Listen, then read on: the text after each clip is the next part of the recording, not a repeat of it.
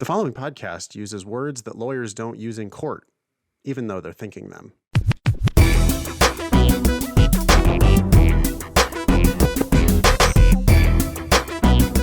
Hello and welcome to episode 334 of the Thinking LSAT podcast. This will air on Monday, January 24th. The February LSAT is getting closer. It's going to start the week of February 12th. The March LSAT registration deadline is even closer. That's going to be Thursday, February 3rd. Really, if you're taking the March LSAT, it's because you're thinking about applying in 2022, not starting law school in 2022. In most cases, so if you're trying to take, in the vast majority of cases, I guess today we had someone who is taking March and probably going to start in 2022. But for the vast majority of people out there, hopefully you're signing up for the March LSAT to turn around and apply in this September and then go to school the following September. Anyways, how was Cleveland? Or wait, let's talk about what we did on the show, and then I want to hear about Cleveland. So we had 3 long emails today, huh? That's right. So 3 long emails. The first one was from a 7Sage student, I presume, who was using their platform and whatever, was providing some kind advice to someone else, and went through a lot of, things that we would think are not good ways of studying for the test, but then came around to advice that could come from the podcast. So yeah, just after an unfortunate 6 months struggle, it looks like, or longer. with who knows? A lot of over technical stuff, and then finally realized, read carefully and figure it out, which is ultimately our main advice. So that was cool. The second one we had an email from Hennessy, who does Teach for America in St. Louis, and it was asking hey, what should this is killing me. COVID, urban school district, everything is all super hard and fucked up. Should I change jobs? Should I push off law school? How should I get there? And the good news for Hennessy is that she's got a cold diagnostic of a 158. And I don't know, there's no reason why I think, shouldn't be able to kind of put her job at arm's length a little bit. She was worried that was going to hurt her application, but it's you got to focus on the important thing, which is taking care of yourself and making sure that you get the LSAT score that's really going to get school's attention. It's not more complicated than that. And seems like Hennessy was letting her job commitments kind of kill her, literally her life. She said she was having physical and emotional health problems and struggling with her LSAT prep. And it's well, wait a second, maybe you need to rearrange things. Stop worrying about your application so much as take care of yourself so that you can get the right LSAT. Yeah. And then finally, we heard from John, who's a veteran and had some candid advice for us and some questions. I don't know if it was a question really, more maybe just a comment about why he's going to law school and the GI Bill and how that works, and this other thing that I've never heard of before, the VR&E program or system. Yeah, there was a lot there. I mean, it was a caveat really, our advice about don't pay for law school. We need to remember that there's a pretty significant segment of the population who's going to be able to not pay for law school because they're going to use GI Bill funds. Yeah. And the advice does kind of change, including, John's going to take the March LSAT and try to apply this year. We would never recommend that to anybody who's trying to get a scholarship, which is the main way that people avoid paying for law school. But there's a pretty big chunk of people who are going to have Uncle Sam pay for law school, and John has a ticking clock on those GI Bill benefits, and so he's going to have to kind of push himself into an application this cycle. He also talked a little bit about his motivations for why he's going to law school, and we got into some of that discussion. Cool. So you want to hear about Cleveland? Yeah, man. How was it? It was cold. I can imagine. Yeah. How was the volleyball tournament? Oh, it was great. It's you go into this convention center that's underground, Like you can see above the convention center, there's this huge grass field, and you go underground, and it's all like, hot. It's warm, at least. It's like a in greenhouse? there. No, it's just, I don't know. It's a heated Wait, convention but center. it's actually grass? There's grass on top of it. But it's underground. Yeah. It's like you're walking up to this like field, right? You're walking up to a field, and you're like, where's the convention center? On top of the convention center. I see. Yes, but they played. Sorry. Oh, the grass field. Obviously, that's not volleyball. Sorry. No. I'm dumb. I'm not explaining myself clearly enough here. So I walked up to the convention center, which is a grass field, and you go underneath that field, and there's the convention center. Got it. And how cold was it, by the way, in Cleveland? Well, it's actually not that cold. That's the thing. I guess I was trying to get my mind wrapped around this a little bit. It's the same temperatures that we're experiencing here in DC, which is like somewhere between 15 and 30. Yeah, it's cold, but it's not like crazy here. I think the key difference is that you're right next to the lake. I don't know which one, but I think that makes the air moist. Right. So it's the cold and moist as opposed to cold and dry. Cold and dry is not that cold. Cold and moist, it's like, I don't know. It was coming in. I have a nice jacket, and I could feel it everywhere. And it was windy too, so you're just like, geez Louise. So anyways, but they did well in the tournament. It was fun to watch. It's always, the intensity that these travel teams bring to their sport is awesome. Did NOLA win? So. They got third in the silver bracket. So, and there's like, I don't know how many teams there, 100, 120, maybe. So sounds great. Good. Yeah. Cool. Everybody had a good time? Yeah, it was fun. Yep. That is excellent. Meanwhile, I was thinking about you a lot because I have not had long pants on since last time I talked to you. I'm still in Oahu. I have no intention of going back while the weather is still cold. So yeah, I'm just kind of hanging out. And so you're living in Hawaii. I was laughing. Well, I'm single and I work remote and I have no kids. Yeah. And there's, I don't know. There's, inertia is real, right? So when I was home in the snow, I was like, I was just there and I wasn't like super loving how it's freezing temperatures all the time. And then once I made the move, once I got here and it's like, oh, wait, but now I'm here. Why would I go? Why would I go anywhere else? I like not wearing shoes, and So anyway, I'm just hanging out for the time being. I have, I might be here as much as like 12 more days, something like that. I got to go back close at the end of the month. I have something I got to go do. So.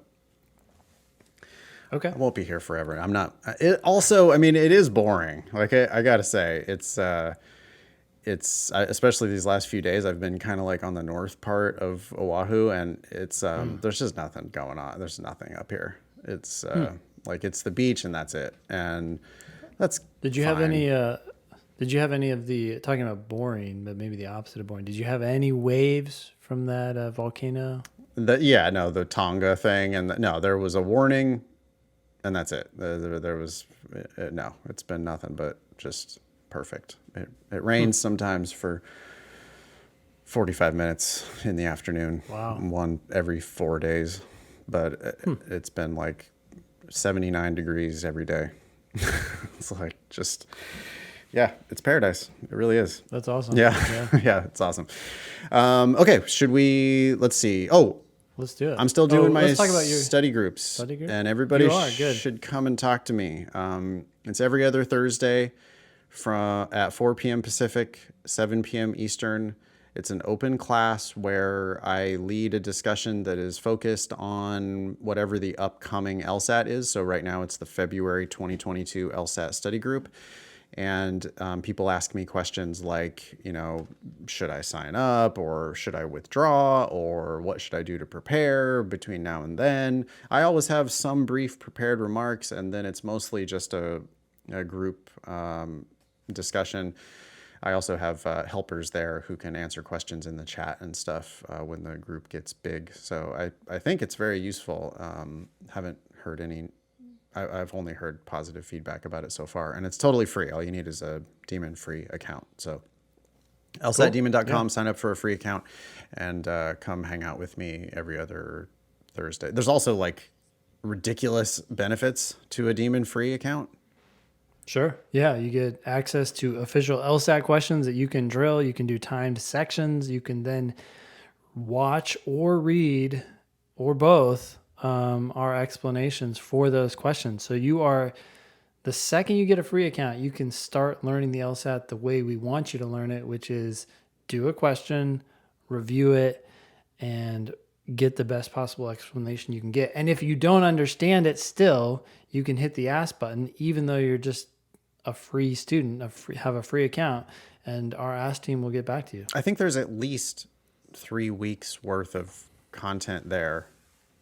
Like I think you could study an hour every day for the next 3 weeks for absolutely for free. LSATdemon.com, sign up for a free account, get to work. Like if you're taking this February LSAT coming up on February 12th, less than a month from now, you could get, for absolutely free, you could get tons of help from us. Yeah. Videos and written explanations and real LSAT questions always, including full tests, with what we think is the best in the world explanations. So please take full advantage of those free resources.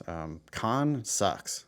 Like, stop using your Khan Academy account and come use Demon free instead. Like, they make it look hard, and we're going to make it look easy for you. So please. Yeah, it's not only not helping, it's actually hurting. Yeah. You. So you got to focus on it really is how you're using your time. Yeah. And we've worked hard on those resources, and we did it.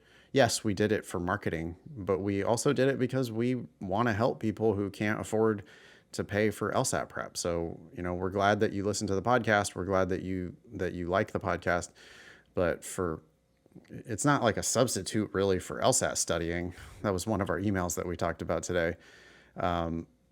You can be doing actual LSAT questions with us for free at LSATdemon.com. So please check that out. Yep. On to the show. Wow. So you want to tackle this first email? Looks long. It's long.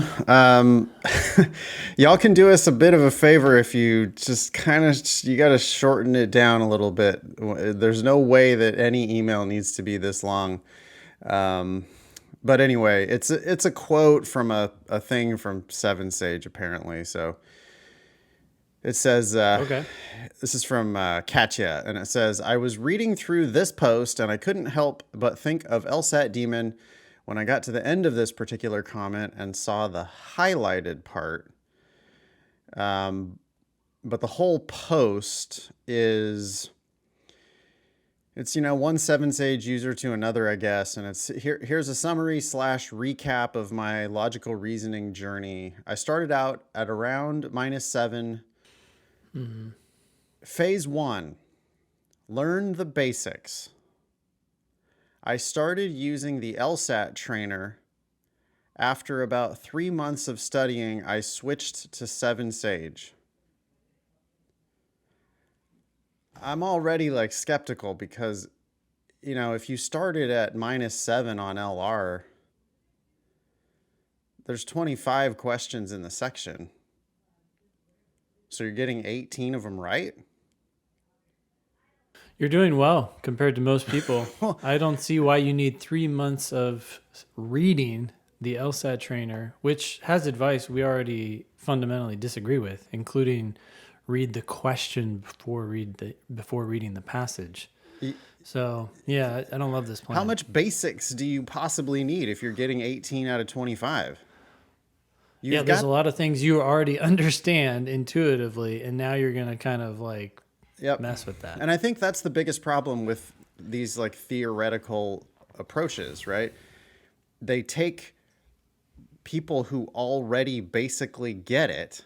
And the reason why these people basically get it is because the questions make sense on the page. I mean, if you read it carefully, they just make sense. You can figure them out with no prep. They're testing logic, which means there's a rational reason for the answer, not some secret, religious Well, they're testing common sense mystery logic. Yeah. Not, it's not this like arcane, oh, if you didn't study this formal logic, then you're not going to get it. It's common sense. Otherwise, how do we explain people who just right out of the box score 20 or 22 points or whatever on logical reasoning? I did. I don't have that great of an education. I certainly didn't. I never took a philosophy course, not one. I never studied any formal logic. Yeah. But I'm a good reader and I read carefully and I expect to understand the things that I read. And if you do that, then they just make sense. So this person is getting 18 out of 25 on a section of LR, and then they just sadly, they get the LSAT trainer and then they start thinking, oh boy, okay, I've been doing this all wrong. I got to go back to basics here. And oh yeah, I better read the question first and get all caught up in thinking about the question type first before I even read the damn argument. And then, it's like, okay, so then this phase 1 of learning the basics took 3 months and then switched to 7-Sage. And it just doesn't seem like there was any progress there during that 3 months of learning the basics. So let's skip that. There's 5 phases. So. Yeah. And there's 5 phases in this whole process. It's like, wait a second, you should have been done by now. If you start at 18 out of 25, man, 3 months of studying logical reasoning, you should be done. That should be all the phases. Yeah. Not 3 months of phase 1. Jesus. Okay. Phase 2, relearn the 7-Sage core curriculum. There was a lot I didn't know. To master LR, you need to be completely fluent in logic. And they spelled it. You see the cute spelling of logic? LAWGIC, logic.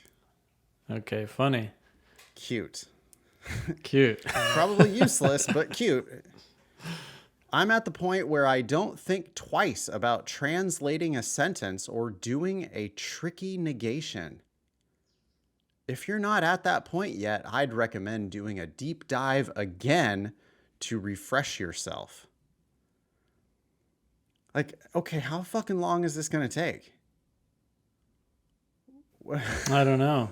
That's phase 2. Phase 1 took 3 months. Phase 2, we don't know how long that's going to take. You got to learn the basics, then do a deep dive to refresh yourself. Okay.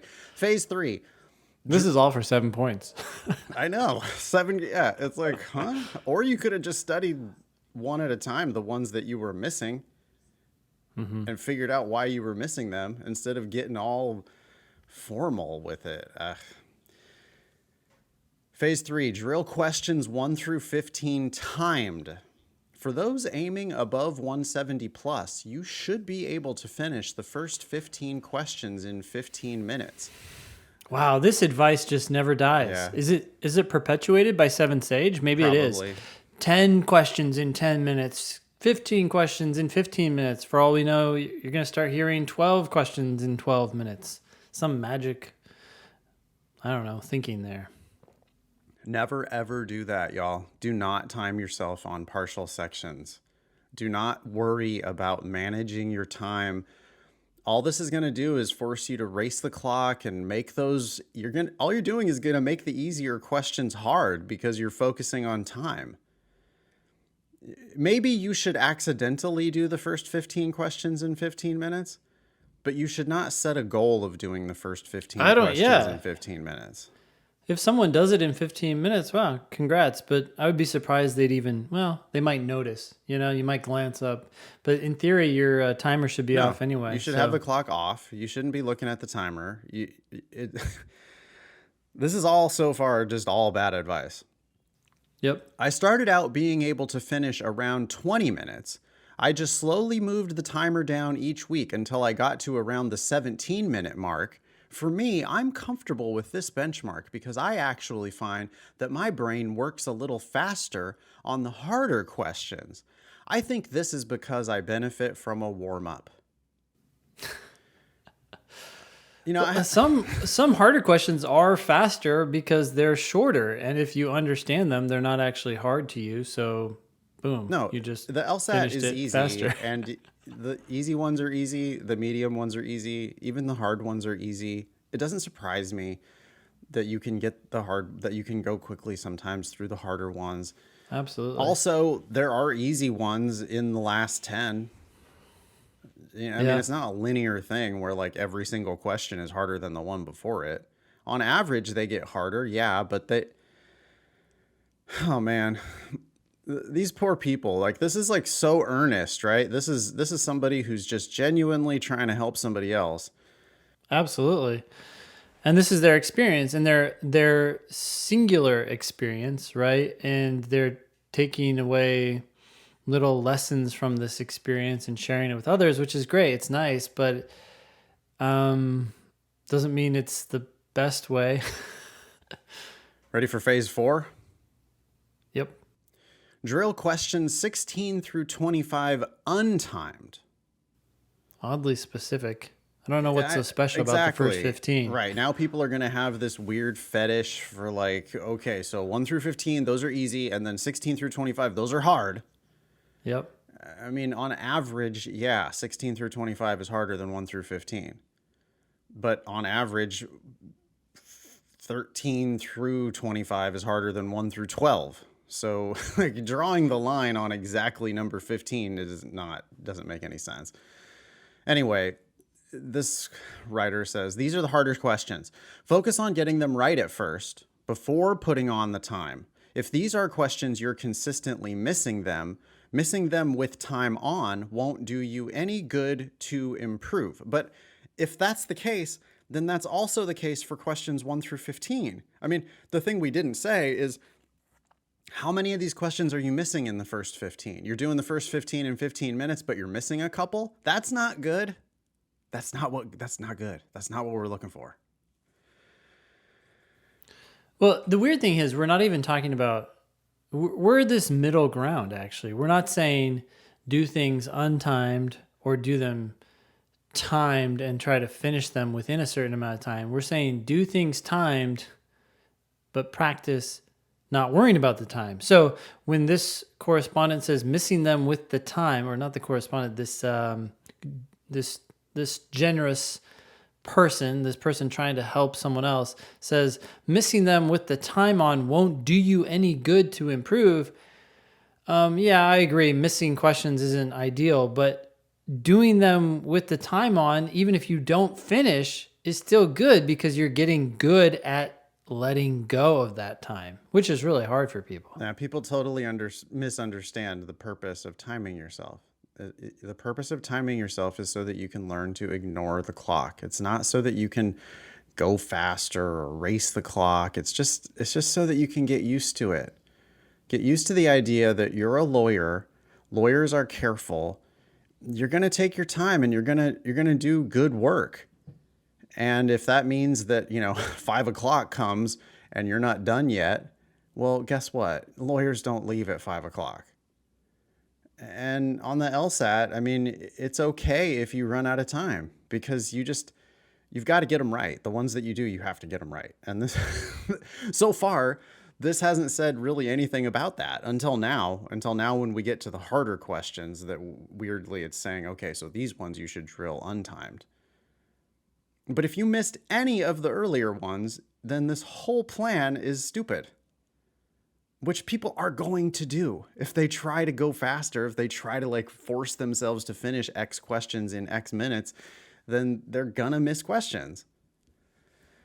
It's just all terrible advice. Check this out. So we're drilling untimed, right? Ooh, this is bad. Once you feel you can get at least half of them correct, then start with the timer. Let's be clear about this. You're going to get 1 out of 5 of them right from just pure random guessing. If you're getting half of them correct, that would be 2.5 out of 5. You haven't really improved off of random guessing very much at all. I mean, you're 1/3 of the way there in terms of improvement from where from random guessing to getting half of them right. That's just it's an incremental improvement. And it's not like, that's not good. In fact, that's really, really bad. Like missing half of the questions is just not, you're just not understanding. Yeah. So then, okay, so now once you can get half of them right, then you should start the timer. Because you're doing good now. So now you can time yourself. No, what? You're missing half the questions. Yeah. Depending on your time for questions 1 through 15, you should have a little more than half the test left for these questions, which means you get to spend almost 2 minutes a question. Some questions require 3 minutes. Or 4. And some require 45 seconds. And that varies from person to person, depending on what they recognize as they're reading the passage and what they don't recognize. I mean, this is like talking about time per question is just an invitation to stress people out. Ready for phase 5? We're not there yet. I know. Phase 5, drill entire sections with time. Rinse and repeat. Obviously, should go without saying, but blind review is super important. You know, and it's like the only good tip that I've seen in this entire thing so far is blind review, specifically blind review your mistakes. And we could have started with that. We could have just said, hey, what questions are you missing? Not what type of questions, what actual questions? Like, start with one question. What question did you miss? You picked a wrong answer. You failed to pick the right answer. I guarantee that question makes perfect sense if you read it carefully. You didn't read it carefully. You need to do the question again. And you need to get it right this time. And you need to like recognize what kind of a mistake you're making and figure out how to avoid that mistake next time. But that's like the only tip for logical reasoning. None of this other bullshit. It's all counterproductive. We do need to clarify one thing here. I think, and if you use 7 Sage out there, please feel free to correct me, but I think that 7 Sage encourages people to blind review every single question. So you finish the section, you go back to question 1, and you do that question again in the absence of knowing whether it was right or wrong and decide whether you were right the first time around. Whereas when we think of blind review, we're primarily thinking about questions that you got wrong or questions that you struggled on in the timed section that you actually worked on, and you know you want to look at it one more time before you check the answer. And there just shouldn't be that many that you missed. I mean, like your job, put 35 minutes on the clock, turn off the timer so that you don't have to look at it. Do your best. And if you're a novice, maybe you only make it to 10 or 12 questions in 35 minutes. But you figure them out before you move each one. You figure each one out before you move on to the next one. If you do it that way, then you're actually doing the test. You're solving the questions one at a time. You're figuring it out. You're actually understanding it. And then there's no need to blind review the ones that you got right because you took your time and you solved them. Yeah. The ones that you miss, or the ones that you maybe you just get totally lost and you flag it and guess. If you got that one right from a random guess, then yeah, you should redo that question. But I mean, even a total rank novice in 35 minutes, if you take your time and actually feel good about your answers, like eliminate 4 wrong answers and choose 1 right answer that you feel good about. I mean, right out of the box, even the student who's not like a savant, like not the most promising of our students, even that student should still get like 8 out of 12 in 35 minutes. Like, Yeah. they make sense if you figure them out. And if you just do it that way, then okay, good for you. You solved 8 of them. That's 66% of the ones you attempted. That's great. That's a good first step. And then now you've got 4 questions that you missed, and yeah, you should absolutely dig in to each of those blind. But what's the point of going back and blind reviewing the entire damn section? How much time do people have? Like, these strategies seem built for somebody who's going to take 2 years to study for the LSAT, which some people take that long, but most people don't. All right, now we're going to get to the highlighted part. Katya says this is the part that made her think about us. So this is still the correspondent from 7 Sage. Okay. After all that, phase 1 through 5, this correspondent gets around to, for me, the thing that catapulted me from the -5 to the -2 range was actually just throwing away all the strategy and tips I learned out the window. Things like, for weekend questions, you should expect this type of answer, or always choose a weakly worded answer for a necessary assumption, were what was holding me back from getting better. The moment I let go of all my question type strategies was the moment I started getting better. It's good to let the question stem guide you to a certain degree, but the most important thing is to read what's on the page in front of you and to understand what the text is saying. Now we're getting into the good stuff. That's really interesting. I mean, we would agree with all of this. Yeah, like, there are some technicalities, and it is true that necessary assumption questions tend to prefer more weakly worded answers. But it's foolish to read that question first, see that it's a necessary assumption, and then just dive into the answer choices looking for weak language. Like, that will definitely hurt you. Which is what all this theoretical bullshit causes people to do. You got to keep reading. This is an interesting insight into someone's reflection on what they learned from their experience, because they contradicted what they said in phases 1, 2, 3. Well, I guess at least 1 and 2. They're not intending to give advice of go through all these phases, but they are, though. They wrote it as if they were giving advice. Maybe that's what they were doing. This is just what I did. They want to take us on the journey as opposed to just taking us to the conclusion. Yeah, but right, the conclusion is disregard everything I just wrote. It's like one of those stupid quizzes. You remember in elementary school when the teacher, the smart ass teacher, gives you that quiz that's like, the step 1, read this entire page before you do any of the questions. Oh, yeah. And then it's like number 1, number 2, number 3, number 4, number 5, and then number 9 is like, only do question number 10. Question number 10, write your name and hand in the paper. Yeah, you know, it's like, haha, like gotcha. Yeah, exactly. Like, just the lesson is read the fucking instructions, which, I mean, I guess that's a good lesson. I'm not sure any student ever actually got that lesson out of that quiz. I think the lesson most people get is, oh, so the teacher's a smart ass dick. But yeah. Anyway, you got my back. Got it. Thanks. Okay.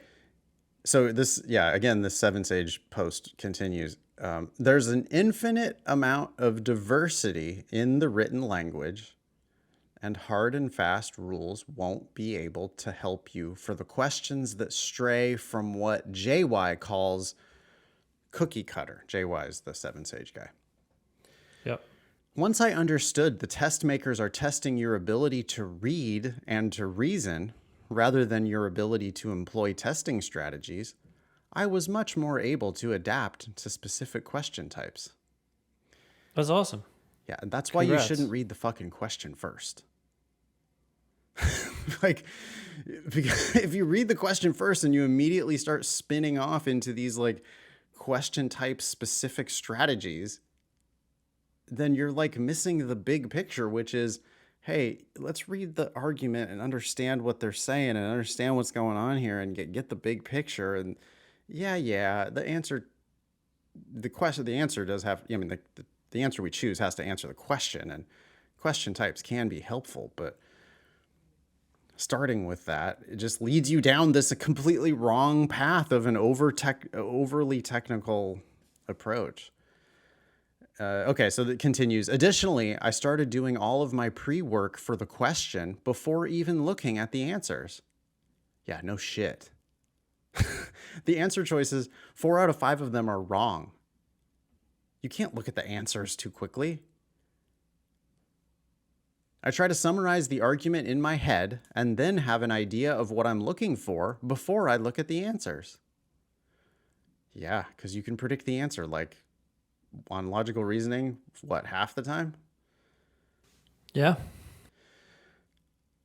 On predicting the right answer or describing the flaw before looking at the answers enabled me to be swayed. And this is a bad broken sentence. I think it says not. I think it's supposed to be not predicting the right answer or describing the flaw before looking at the answers enabled me to be swayed / manipulated by what the wrong answers were saying. This post goes on and it says basically like I unlearned all the jargon and technical bullshit, or when I did learn the jargon and technical bullshit, my score actually went backward.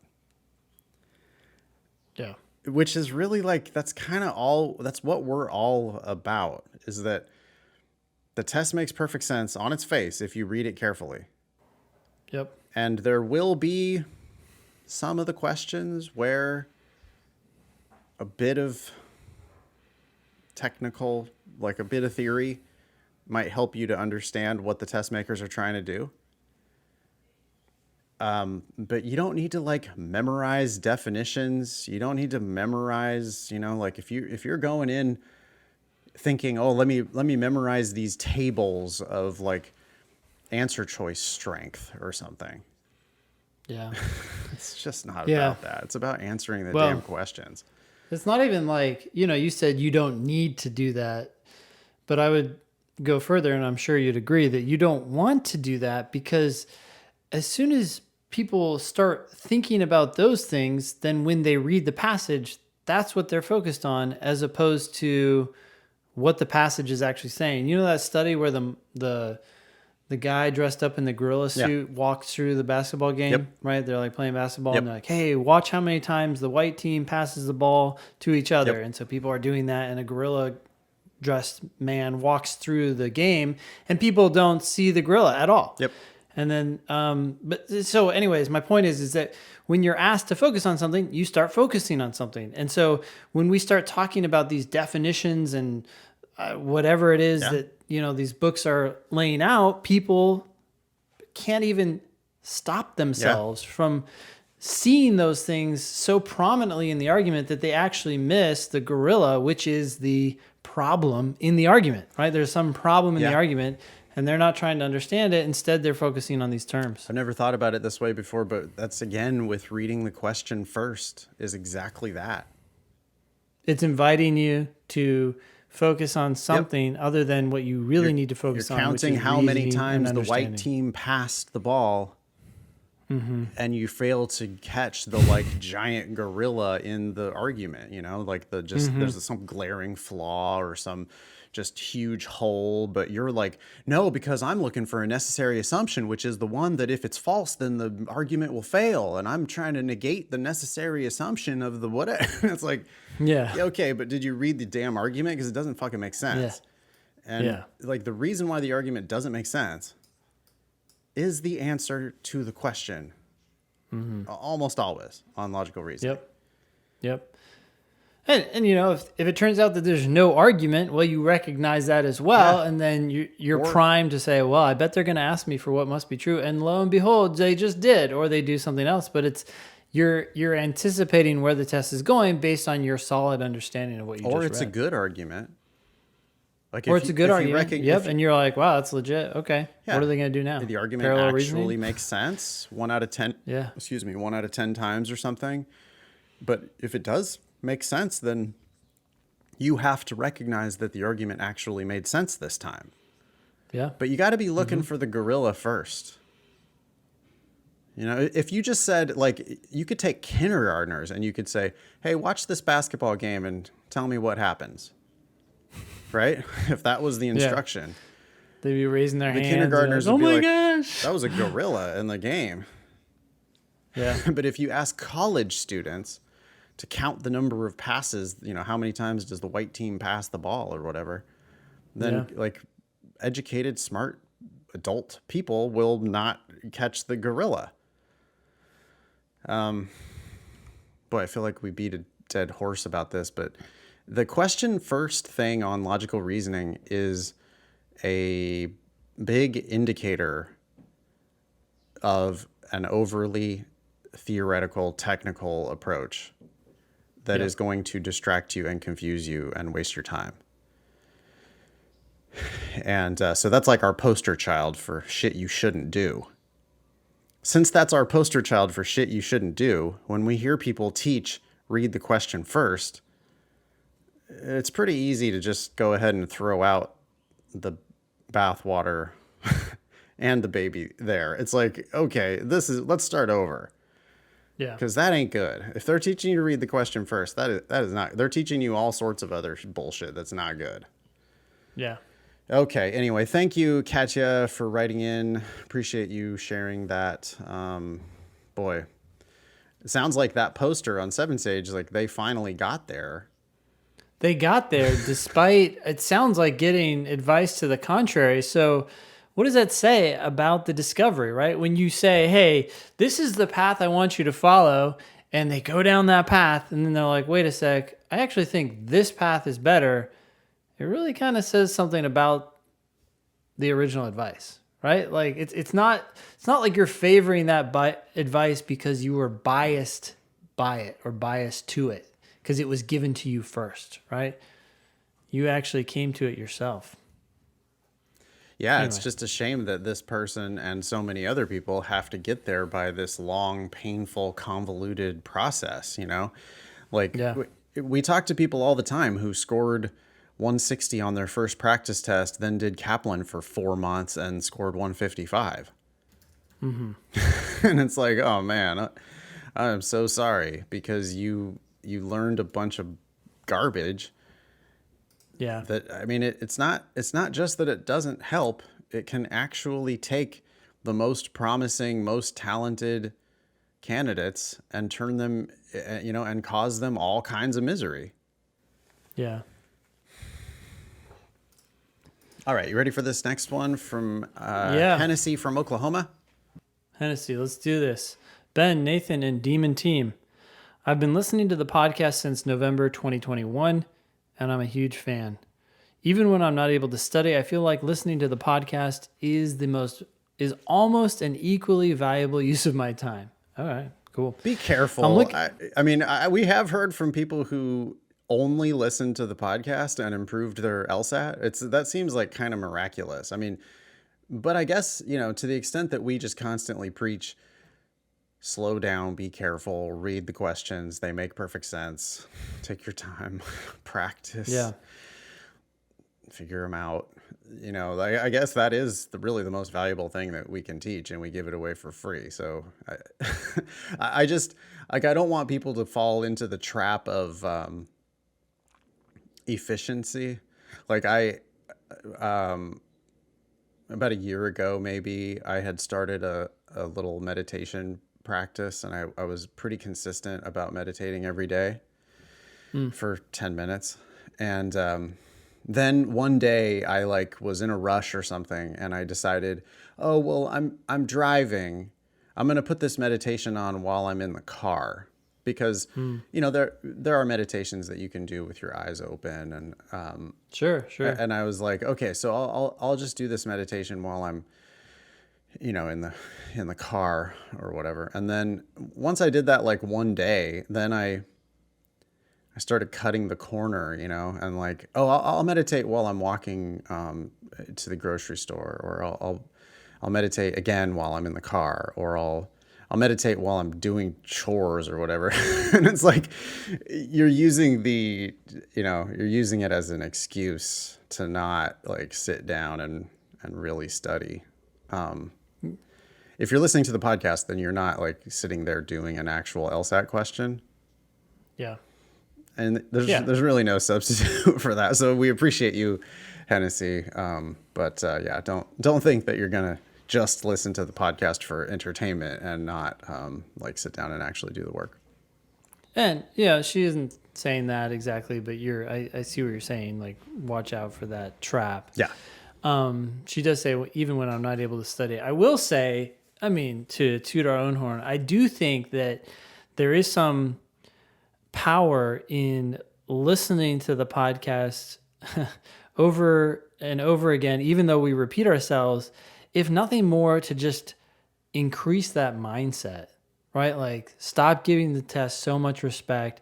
And sometimes these mindsets, I think, take time to actually become a part of people, right? Like, they hear it the first time, like, yeah, okay, that sounds great. But the next day they're falling right back into that trap of like, oh shit, like that game was so hard and I need to do How do I this. get faster? How do I get faster? I've got to finish Yeah. the section. Yeah. It's like you got to hear it 15 times, and then you're like, okay, I'm really starting to understand the mindset, not just the strategies or whatever that you may glean from whatever we're talking about. It's like we want you to really feel this in a visceral level, deep, right? It's like, okay, I actually don't respect this test. I'm just gonna do what I want to do and do the best I can. Anyways, Hennessy continues, I'm looking for some advice. I graduated undergrad in May of 2020 and joined Teach for America in St. Louis for a 2-year commitment. Okay, so that's coming to an end soon. I know TFA, Teach for America, is deeply flawed. Don't get me started on that. I don't know anything about that. I don't know either. What's wrong with Teach for America? I don't. Okay.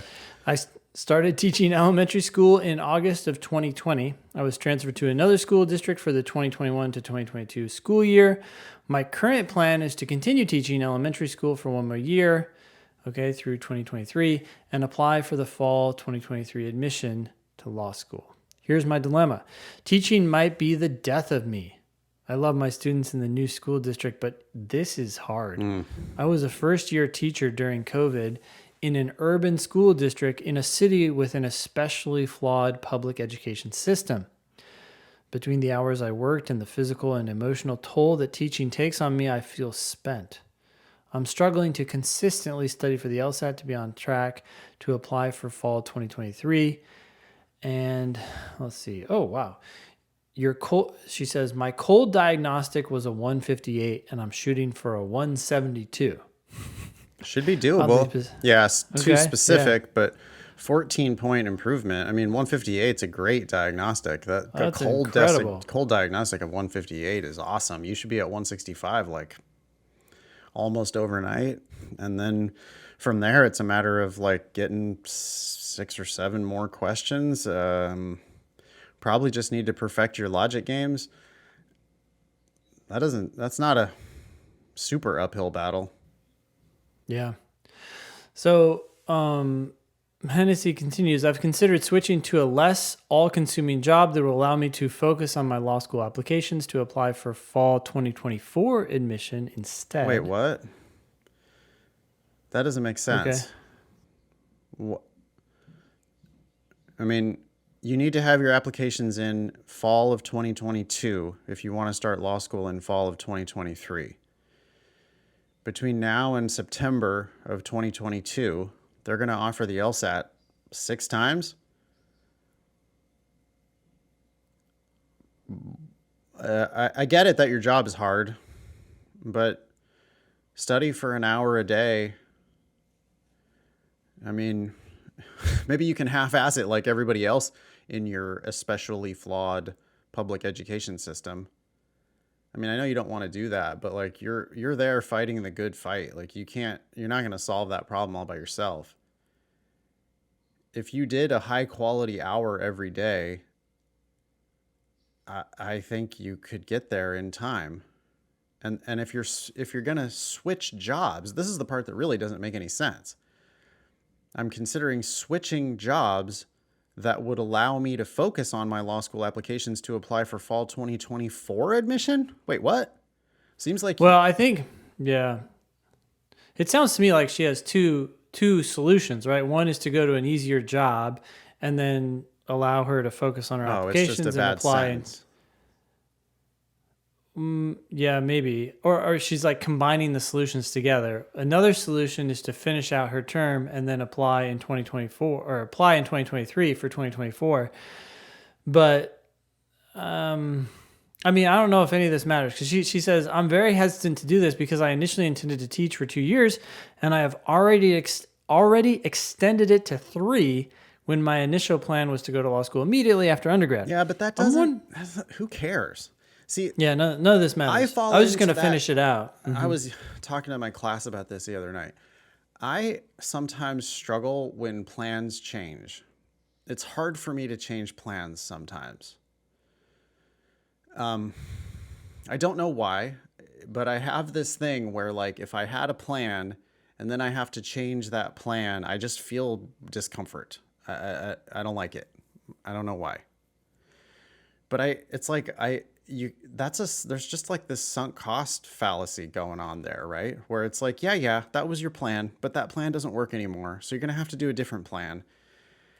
And when I pull the trigger and make the change, I immediately like feel better. Yeah. But I can have like a month of angst about this impending change of plans. Yeah. But I mean, it's like this, she's necessarily backward looking. Like the whatever you had intended to do, yeah, that's a different you. That's a different time. That doesn't exist anymore. Like we are here now today, and you have to decide what you're going to do in the future. What happened in the past or what you had previously planned is just not part of it just has no business.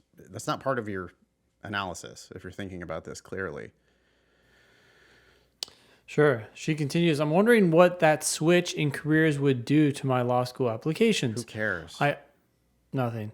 I already switched districts, which I don't think is a point in my favor. Who cares? Of all the things they're not going to care about, that is what? They give no shits about that. No.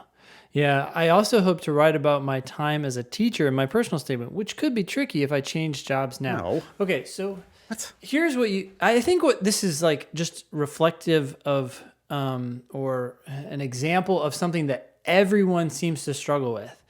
You are hyper familiar with your situation and everything that's going on, and you have this creeping sense that as soon as you start, writing a personal statement and sending in an application, that the person on the other side of that transaction is going to be like, whoa, what's going on here? What's going on there? They don't have the time or day to put all the pieces together.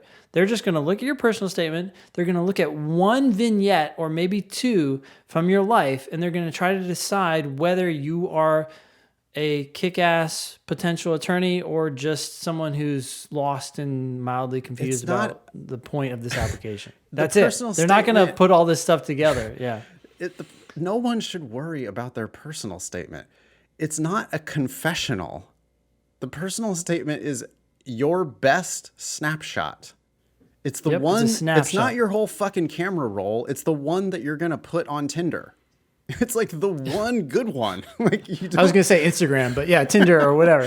Or whatever. I mean, this is the one that you're gonna show them a 1.5-page snapshot of you kicking ass, and like you could switch districts 4 times. I don't fucking care. That can look great on a personal statement. Listen, they don't know why you're switching. Maybe you're getting promoted to a harder district. They don't have any clue. Or you're just too self-conscious. You're like, oh, this was too easy. I wanted to get to the front lines. Like whatever. You can tell them any story you want about why. Or better yet, don't explain it. Right? Just tell a story from one of those districts. There's 100 different ways you can do this. And Hennessy, you're fighting the good fight. You're a fucking warrior. You're a Teach for America teacher in urban fucking St. Louis.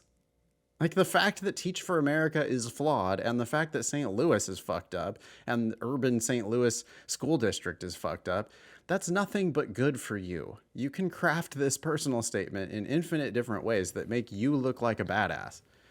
Yep. I think you should take care of your physical and emotional health.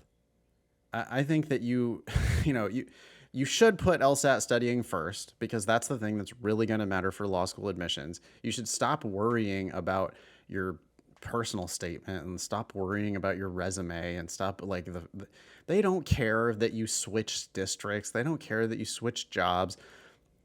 They don't care that you took 3 years instead of 2 or 4 years instead of 3. That none of it matters. You have to get yourself to the LSAT that you know is going to get you the scholarship you want. And you should do whatever it takes to do that. But I don't see any reason why you can't still apply in the fall of 2022. You have an awesome diagnostic. I mean, like worst case scenario, you quit your job today, go get a job at Starbucks. Starbucks is paying $18 an hour or whatever. Go work at Starbucks and focus, like take care of your physical and emotional health, work on your LSAT, apply this fall with a 172 and put all this behind you. Or switch districts and take another year or whatever, but you're blowing this up into a more dramatic, like the LSAT should not be that difficult. Well, I don't disagree about your, idea to just like put all this stuff behind her and focus on fall of 2023. But as you're talking about it, I don't even want to talk about that date. I just want her to focus on get the best LSAT score you can get. When that happens, how do you take care of, as you said, her mental health and her physical health? Those two things, if you get those two things in order, it's going to be easier for you to study. Then you start studying, and if you get the score you want, great, then you're done and you can turn your focus to the applications.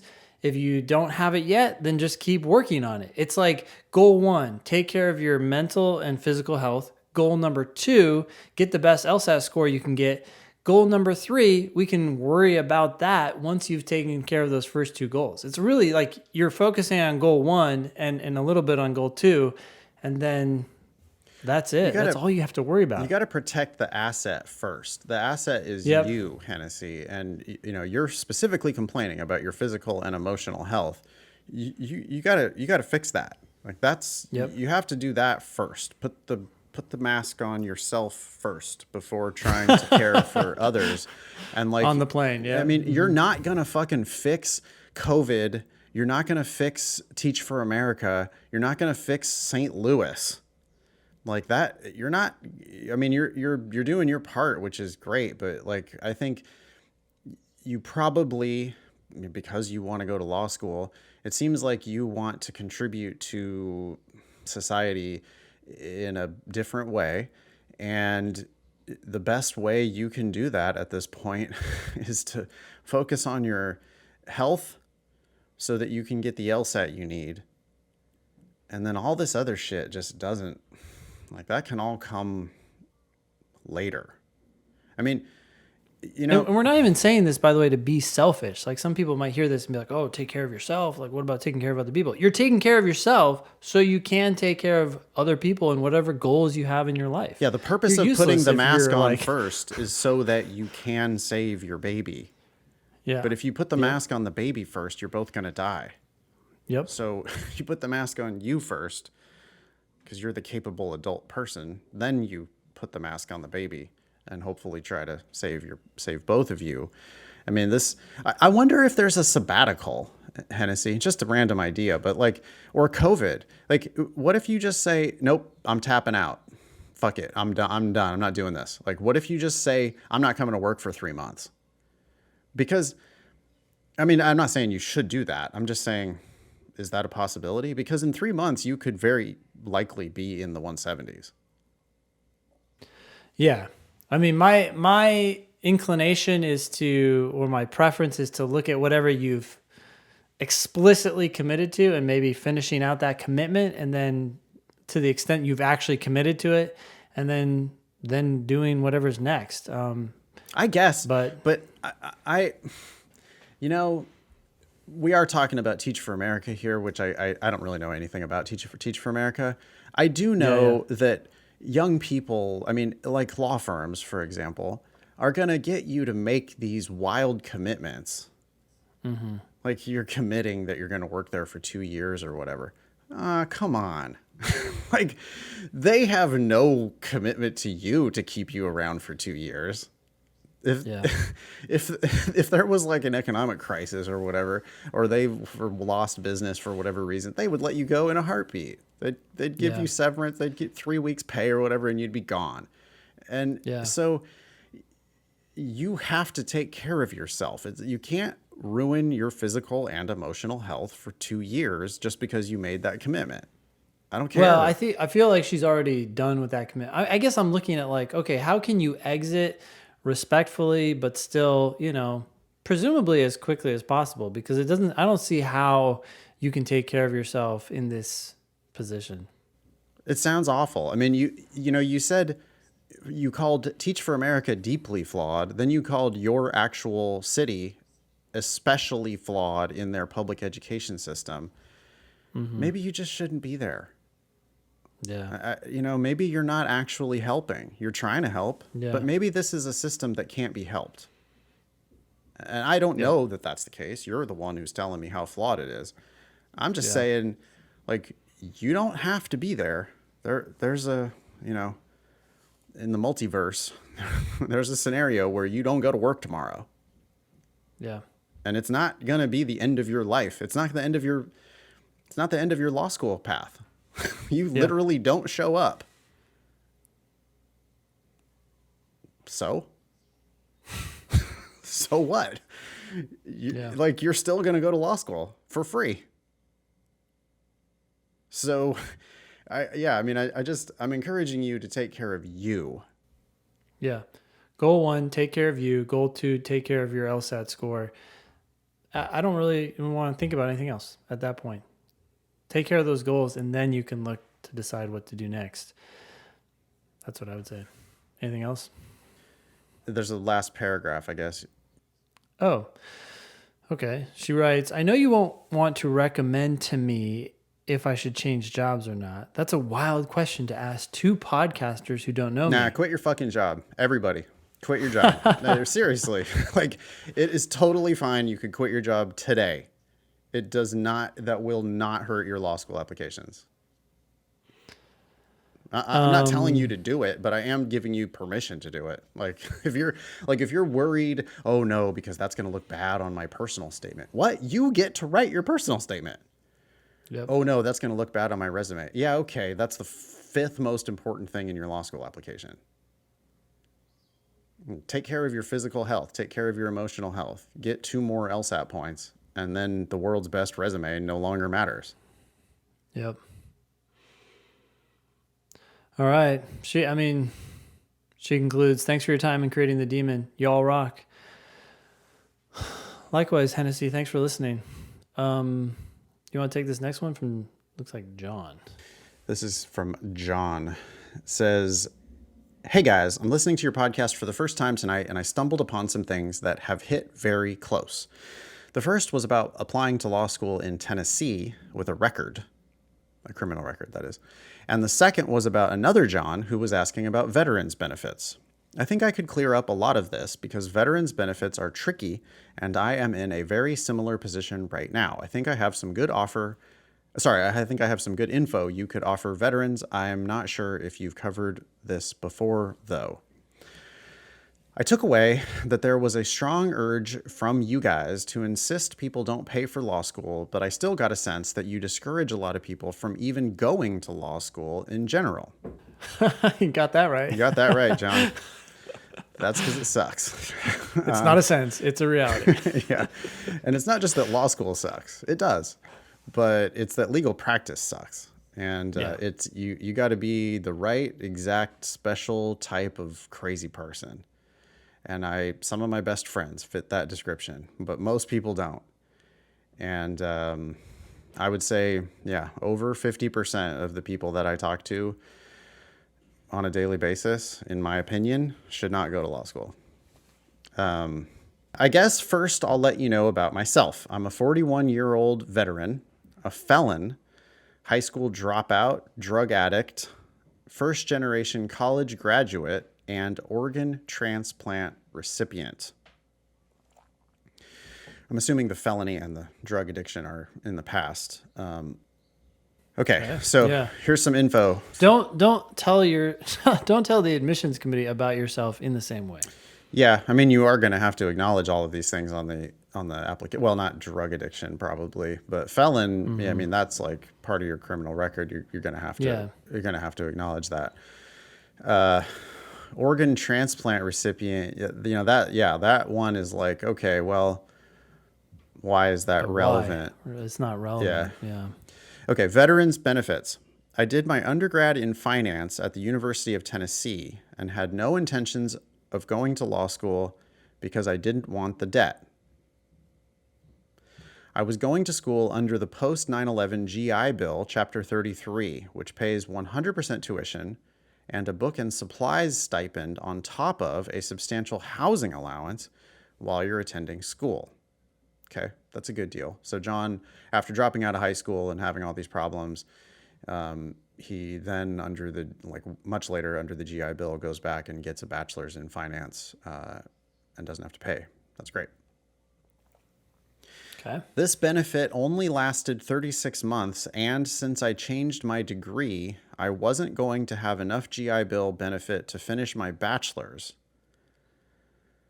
So I switched to another program that is available to veterans with a disability rating of a certain percentage called VR&E, which is Chapter 31. VR&E pays 100% tuition, books, supplies, parking pass, housing allowance, and hell, they'll even buy you a computer. Cool. Okay. So we got 2 chapters, 2 programs. Well, but we have one bachelor's in finance that he didn't finish, so he's still without a bachelor's, which is going to be a critical step for law school. Wait, I thought he said he was a college graduate, so I'm confused. Okay.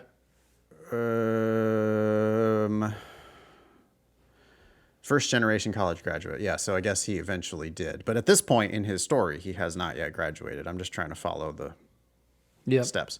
The arc. Okay. I found out that since I had at least one day of my GI Bill benefit available still, that I could transfer to this other program and have all the GI Bill benefit that was used for my degree returned to me.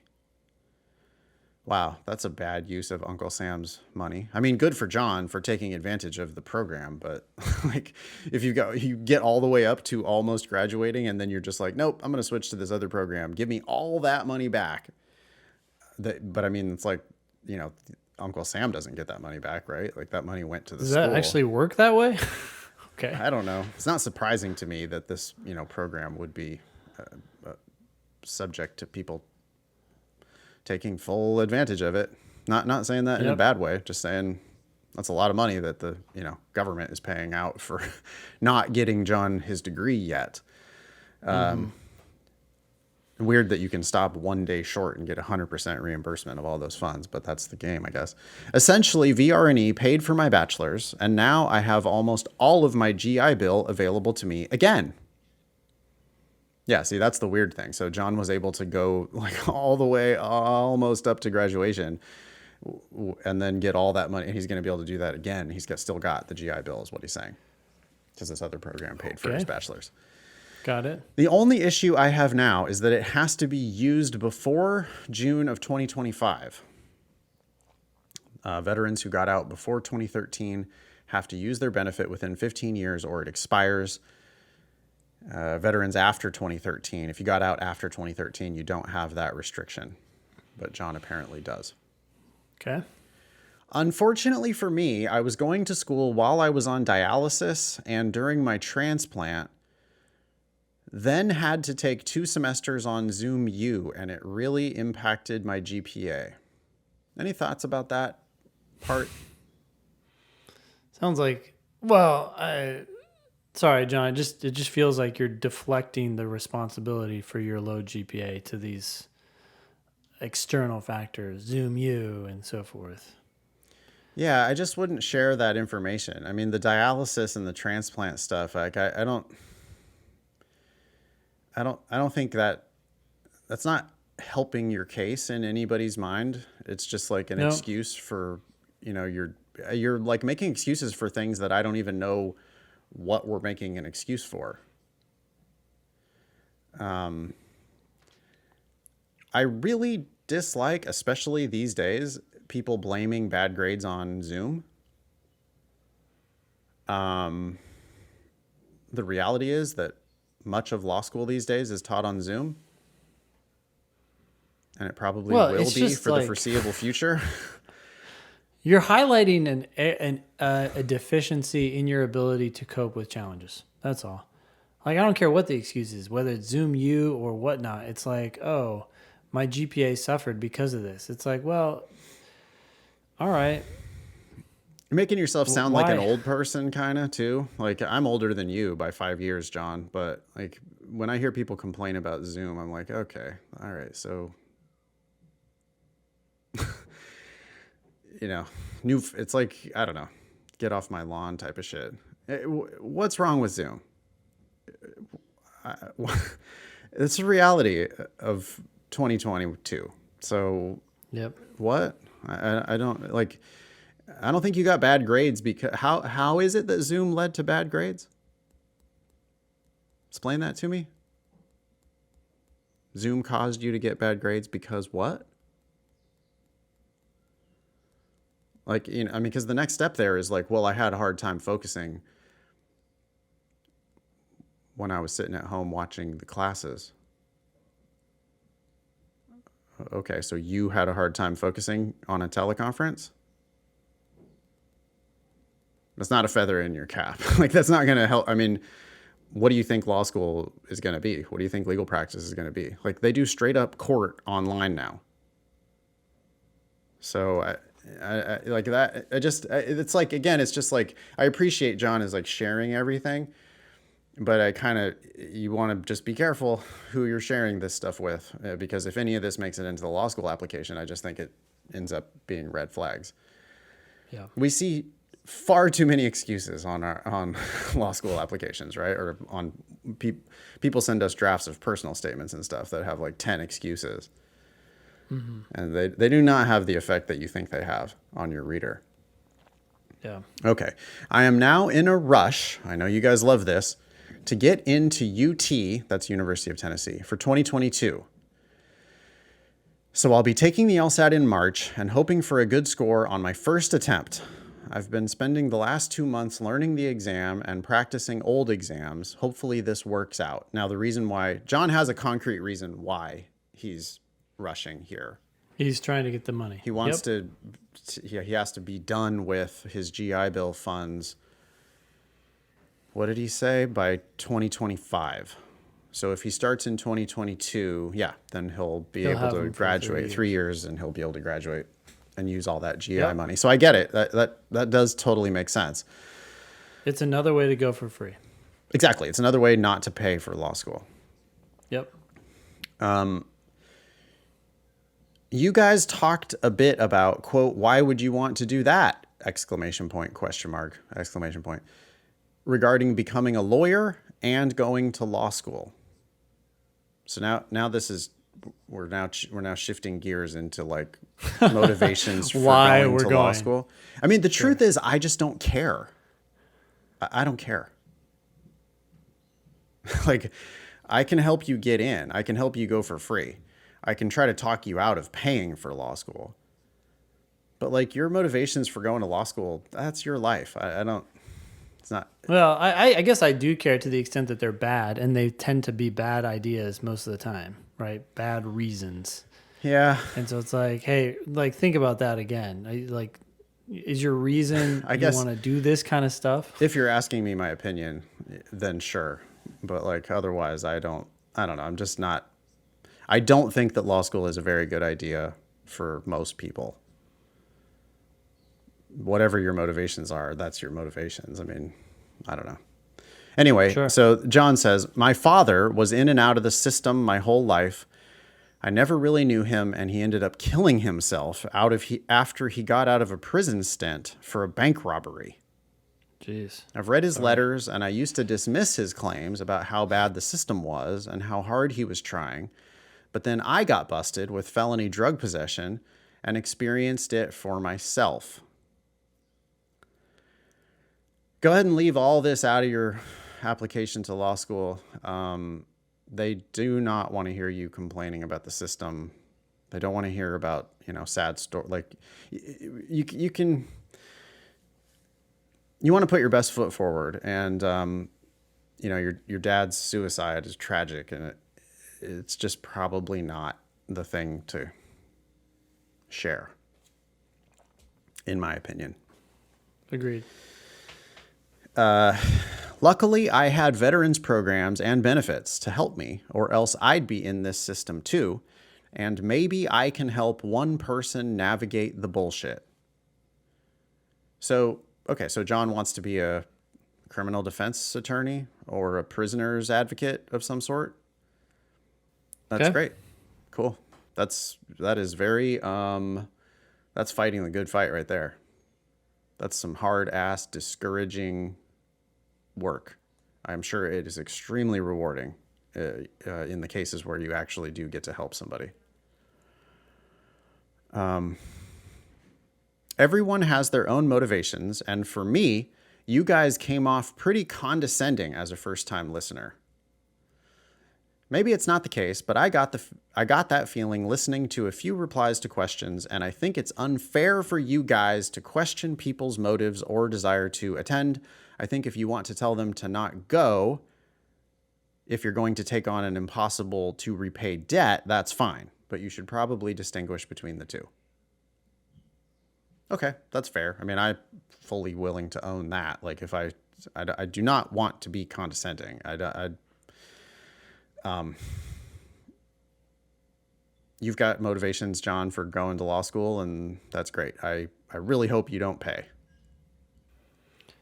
I mean, I guess I would comment on people's motives, because I feel like bad motives are going to lead to, not bad as in like you're trying to do something nefarious or wrong. I mean like poorly thought out motives, right? Like, oh, I want to do X because of some desire to do whatever. And it's like, I think you're going to end up in a job dealing with day-to-day shit that is totally disconnected from your initial motive. And yeah, I want to make a lot of money and save the environment. It's like, okay, well, that's not... Those two things aren't going to happen at the same time. I mean, very, very rarely are you going to like make a lot of money and fight on behalf of the environment. Most likely, if you're going to make a lot of money, you're going to be defending the people who are raping the environment. Yep. If you're saving the environment, you're going to be working well, on even behalf, like, I don't know, whatever it is. Yeah, even if it's just saving the environment and, I don't want to make a lot of money. I just want to save the environment. Okay, well, is law school the best path for that? Or is like public advocacy or figuring, working with people who actually do this and trying to understand how they do it? There is a legal component to it, but I don't know. There's this like these assumptions that people hold about lawyers that if you have a law degree, you can do all this stuff. And it's like, but the average salary for lawyers is $100,000. Yes, the average is, but that's not the actual number that people get. They either get a number lower than that, or they get a number higher than that. Yeah, but I mean, the average is $100,000. So, like, the average person who goes to law school can expect to get $100,000. But they can't. Yeah, you're misunderstanding average. Why? I guess. But explain it a little more, Ben, because I think people, like, especially if they're hearing this for the first time, law schools love to say the average salary for lawyers, average salary is $100,000.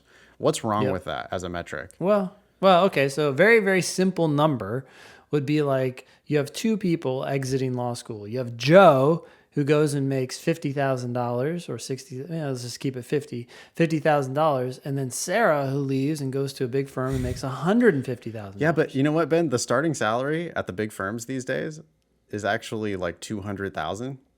I think it's like 180. I thought it was. I think that might be 200 now. And so the math works out really cleanly if you have two people. One of them goes into big law and makes $200,000. The other one does not practice law and makes $0. Yeah, you can have that. And if you average the two of those, you get $100,000. Oh, the average is $100,000. Yeah. Yeah, but it's a winner take all situation. That's the problem. And law schools never talk about the distribution of those salaries. It's what we call a bimodal distribution, where there's a small segment of the graduates who go into big law and make big money. And then everybody else, it makes far less than that $100,000 number when they graduate. I mean, somebody like John, who's going to go help prisoners or be a public defender, like what do first year public defenders make in Tennessee? That's probably something you could Google, but I mean, I'm guessing 50. It's probably around $50,000. Yeah. And so, actually, if you go with the $200,000 and the $50,000, that can kind of explain the $100,000 number, because you have a fewer number. Sorry. There's more people making 50. Yeah, because it's not two people. It's 10 people. It's not two people. It's like 10 people, Right. and 7 of them are going to making $50,000, and There we 3 of go. them are going to making $200,000. And so then you end up with an average of $100,000, but no one is making $100,000. They're either making 50 or, somewhere upwards near 200. Yeah. And so the average is a meaningless number. Yeah. I mean, I'm taking John's email seriously, we do not mean to condescend. We want to help. And, I guess, so yeah, like some of our advice comes off as like certain when there are areas of uncertainty. One of them is veterans benefits. If you're going on a GI Bill, then there are reasons to do things like John's doing, like applying late in the cycle. I mean, it still would have been better if he would have gotten going on this earlier, but he's applying super late in the cycle to try to use these GI Bill benefits. Okay, great. Like that makes sense. I get it. That's totally like that. I can see why you're doing that. And this is another route to not paying for law school. John, one thing is that we talk to an awful lot of 21-year-olds, and, 21-year-olds just like they have the like sort of pie in the sky, like, law is a good career for me. Plus I'll get to help people. I want to help people and make a good living. And it's like, ooh, hold on a second. How much is this going to cost? What kind of work are you actually going to do? Have you ever met a lawyer? Do you know what lawyers do every day? Can you actually stomach doing that? Because like the lawyers that make money are going to work 70 hours a week on behalf of ExxonMobil. Yeah. And the lawyers who help people are going to work 70 hours a week for $50,000 a year. Like you could literally make more money at Starbucks. So I don't know, like that's my fear. And that's the reason why, like, I give strong advice, is because I just don't want people to graduate with $250,000 of debt and uncertain job prospects. All right. You want to take a look at this last concern? Oh, the second thing was applying to law school with a record. I don't think it's an issue with applying to law schools. The problem will be with the state bar, which is differ to for every state. Okay, so editing issues here, but I get it. Yeah, the state, you got to call the state bar. I feel like we say that all the time. You have to talk to your state bar, and don't be shy. You can go ahead and disclose your felony and exactly what it was for and everything when you're talking to the state bar, and just ask them, hey, am I going to be able to practice law? Fortunately for me in Tennessee, they look at each case individually. It's been told to me from people who has had professional experience with the state bar here that they tend to be more harsh on crimes involving ethics and crimes involving money. I've heard that myself, actually. Okay. I think that's true in real life. That like if like you have a felony for embezzlement, or you have embezzlement, they're worried about that. If you have a felony for fraud, or like some, like where you're just like clearly taking advantage of people, then that makes sense that the state bar would be like, what? Like, we don't want to give you license to practice law. I mean, a license to practice law, my God, there's just infinite ways that you could rip people off. Yeah. And I mean, you want to be a crook. being a lawyer would be a great way to be a crook. A So lot of them are. yeah, and I think that the state bars also know that somebody like John, who got busted with a drug charge, like that's not a crook. That's an addict, and they're going to be like, oh, okay, well, if you're cleaned up now and you did your time or whatever, then it's much more likely that they're going to admit you. But as John says, right, they look at each case individually. So as you were just saying, the best advice here is just to call the state bar, figure it out. Figure out what your situation is and don't borrow money. to do. I mean, the thing is too, I'm worried that they didn't necessarily give John a clear answer either. Right? It's like I don't think they're like have already evaluated his case and they're telling him, oh yeah, we will admit you to the bar. Yeah. They're telling him we will, if we look at each case individually, and you've heard from people who say, well, they're more harsh on ethics and money crimes, which makes perfect sense. But it's not like anybody's going to endorse you. Like no one has said, oh yeah, you're in the clear or anything. Like you don't get pre-qualified for the bar. Not that pre-qualification even means anything, but it's like, John's going for free. So I'm not as worried about John. Yeah. But other people, I would be, getting concerned. Hopefully there's not like